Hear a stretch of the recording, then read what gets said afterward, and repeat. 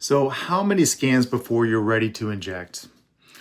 Here's my honest answer. This is a question every doctor thinks about, but almost no one asks directly. How many scans do I actually need before I'm ready to inject on an ultrasound?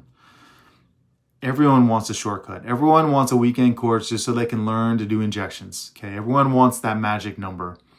Competency is not mysterious. It's predictable. This is the twist most people never consider. A lot of doctors are already injecting with ultrasound, but still diagnosing with MRI and physical exam, which is good. I'm not saying that needs to be replaced, okay? But hear me. If you're confident enough to guide a needle with ultrasound, but not confident enough to diagnose with it, see, the gap is not a skills problem. It's a reps problem. So we're talking between 100 to 150 foundational scans, intentional scans with feedback, with mentorship, with guidance. That's a foundation, okay? So before you ever pick up a needle, you need enough diagnostic reps to make anatomy second nature.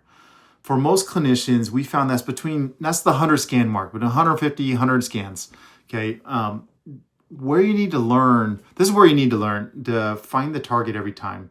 Okay, you have to have your foundation. In order to know what you're injecting, you have to know the anatomy. That's normal versus abnormal. Correct anisotropy and its artifacts. Recognize pathology in real time. Stop fighting the machine, and start controlling it, okay? This is the level where ultrasound stops being a gadget and starts becoming a precision-based diagnostic tool. So here's some irony. Many doctors will confidently inject with ultrasound, but still rely on the MRI to tell them what's wrong. Okay, why is this? Because they never built the diagnostic reps. They skip straight to the needle, and by bypassing the reps, you're missing. There's gaps here. Okay, so the 50 to 75 needle guided reps phase. Okay, after you're syncing your skills. Okay, once you have the diagnostic foundation, you layer in the needle guidance.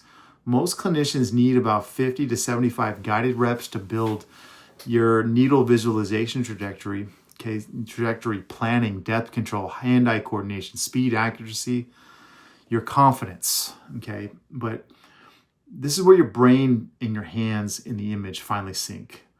This is where the injections stop feeling like ultrasound assisted and start actually feeling like they've been ultrasound guided. Why attestation on the RMSK board exam is 150? Okay, because, and again, my thought is this is where the safety threshold and precision are met. Okay, so it's the point where you're not guessing, you're not hoping, you're not kind of seeing the needle. You're not relying on the MRI to tell you what you're looking at. You're diagnosing with clarity, you're guiding with intention, you're practicing with confidence, and the patients it's reflected in your patient interactions. This is the level where clinicians say, I can't believe I ever injected this blind. I can't believe I used to rely on MRI for so much. And the hard truth most people avoid is that anyone can buy an ultrasound machine. Anyone can take a few weekend courses. Anyone can say, they do ultrasound guided injections, but here is the uncomfortable reality. Okay, so if you're diagnosing with MRI but injecting with ultrasound, you're only using half of the tool's capability. You're guiding the needle with ultrasound, but outsourcing the diagnosis to another modality. Okay, competency means that you can do both. And you absolutely can with the right reps, with the right structure, and the right mentorship.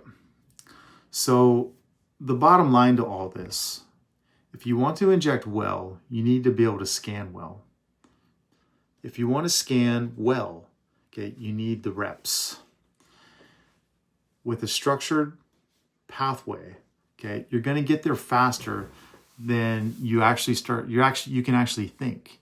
Okay, and what that means is, giving yourself a little bit of grace along the way to allow yourself to make mistakes and realize that every little mistake you make is actually just a learning gap that can accelerate the whole process. So, use ultrasound to its full capacity. Be able to If I were to hand you a transducer and you do ultrasound injections, and I were to hand you a transducer and I were to say, hey, can you find the radial nerve at the supinator tunnel and find where it's entrapped and separate it, right? That's the level of skill we're talking about. Can you actually tell me the journey of the peroneus brevis tendon at the supramalleolar region and tell me the anatomy journey all the way through its insertion to the base of the fifth metatarsal? Okay, that's the level of training we're talking about. So use it, have fun, and certainly, happy scanning.